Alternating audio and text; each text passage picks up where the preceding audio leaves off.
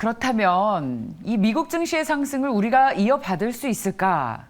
이 기술주 중심의 이 급등이 우리 네. 반도체 업종에도 호재로 이어질까? 네. 삼성전자는 드디어 10만 원을 탈환할 수 있을 것인가? 이런 궁금증이 이제 자리합니다. 그걸 우리가 좀 풀어야 할 것 같은데. 네. 자, 간밤에 파월 기자회견 내용을 좀 더 보고 갈까요? 네. 예, 화면 함께 보시죠.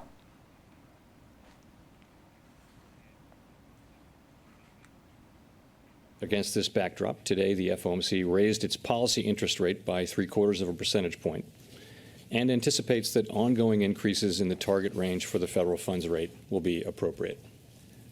Although prices for some commodities have turned down recently, the earlier surge in prices of crude oil and other commodities that resulted from Russia's war on Ukraine has boosted prices for gasoline and food, creating additional upward pressure on inflation.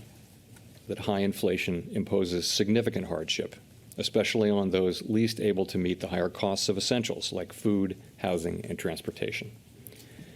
We are highly attentive to the risks high inflation poses to both sides of our mandate, and we're strongly committed to returning inflation to our 2% objective. The pace of those increases will continue to depend on the incoming data and evolving outlook for the economy. Today's increase in the target range is the second 75 basis point increase in as many meetings. While another unusually large increase could be appropriate at our next meeting, that is a decision that will depend on the data we get between now and then. 네, 아무래도 오늘 앵커 브리핑의 첫 번째 포인트는 연준을 잡을 수밖에 없습니다. 네. 그래서 첫 번째 앵커 브리핑에서는 연준 얘기를 좀 해볼 텐데요. 네. 자이언트 스텝 75bp. 와, 75bp라는 금리를 올림에도 불구하고 증시는 상승을 했습니다. 그 이유 중에 하나가 긴축 강도를 완화시킬 수 있다라는 점이 나왔는데, 제가 잘 하는 영어는 아니지만 그 정확한 영어를 말씀드린다면 슬로우 다운 레이트 하이크라는 얘기가 나왔어요. 그러니까 금리 인상은 하는데 75bp처럼 자이언트 스텝이 아니라 뭐 빅 스텝 50bp 경우에 따라서는 베이비 스텝 25bp에 우리가 그러니까 이전의 경기 사이클에서의 보여줬던 금리 인상의 강도만큼 올리겠다라는 그 내용 하나가 오늘 나스닥 중심의 강한 상승을 보였다라고 보시면 될 것 같고요. 이러다 보니까 CME 패드 와치에서 이 시장에서의 금리 인상에 대한 전망치가 빠르게 내려오고 있어요.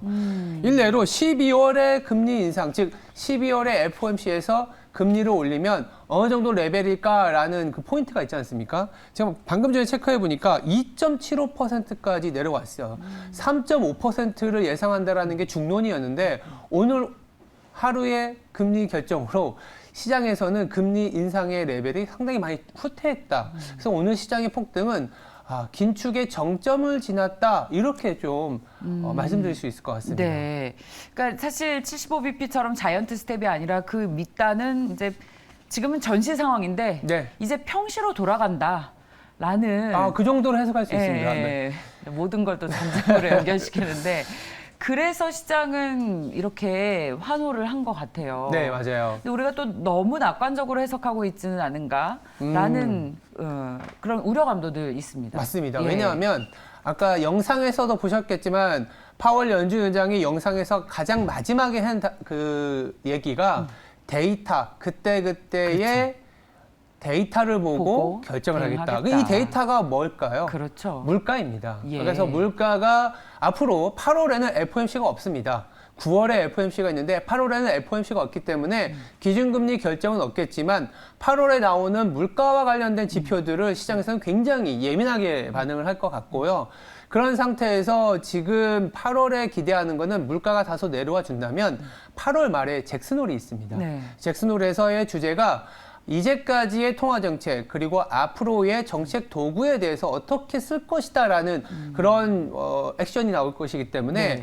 8월에 물가가 빠르게 안정화된다면 아마도 시장은 뜨거운 여름, 지금 뭐 진짜 몸도 뜨겁지만 시장도 뜨거운 여름이 되지 않을까라는 기대를 하는 하루였다고 볼 수 있습니다. 썸머 랠리에 대한 기대감을 높였는데 네. 그렇다면 말씀처럼 이 잭슨홀이 있기 전까지는 지금의 안도 랠리, 썸머 랠리를 좀 더 즐겨도 되겠네요.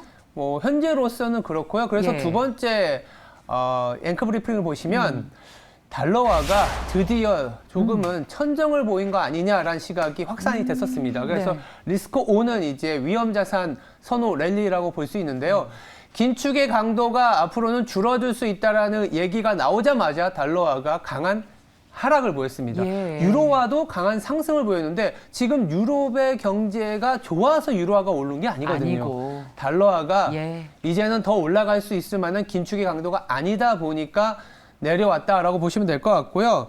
더불어서 채권 시장에서도 2년물이 내려왔습니다. 3%를 깨고 내려온 거거든요. 그렇습니다. 그러니까 2년물 같은 경우에는 연준의 긴축의 레벨에 절대적으로 좌우가 되는데 한동안 3% 이상에서 움직이다가 지금은 맞아요. 3%를 깨고 내려왔다라는 거는 예. 앞으로는 연준이 금리는 올리겠지만 이 부분은 6월, 7월에 중시에 선반영됐다. 이렇게 해석할 수 있고요.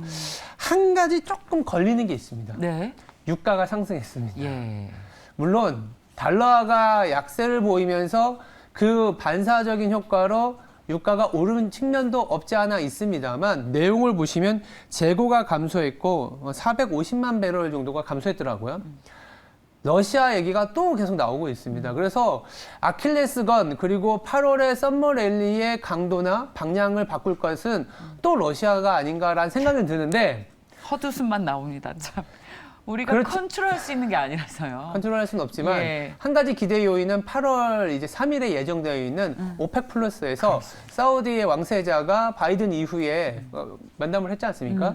어떤 액션을 취해줄지 그리고 최근에 칩거를 하던 행동에서 유럽을 순방하고 있다고 합니다. 그렇다면 오펙 플러스 회의를 통해서 유가가 조금 더 안정을 찾는다면 오늘 연준의 결과와 오펙 플러스의 콤보로 인해서 다소 썸머 랠리는 연장될 가능성도 있지 않나라는 생각도 좀 담아 봅니다. 만약에 달러도 떨어지고 유가도 떨어지면 그야말로 우리가 가장 좋아하는 V자 반등이 나올 텐데 네. 그게 아니라 이제 완만한 상승을 말씀을 늘 하시는 건 이런 유가와 같은 변수가 우리가 전혀 예측할 수 없는 러시아 또 껴있기 키를 때문에. 쥐고 있기 때문일 것 같습니다.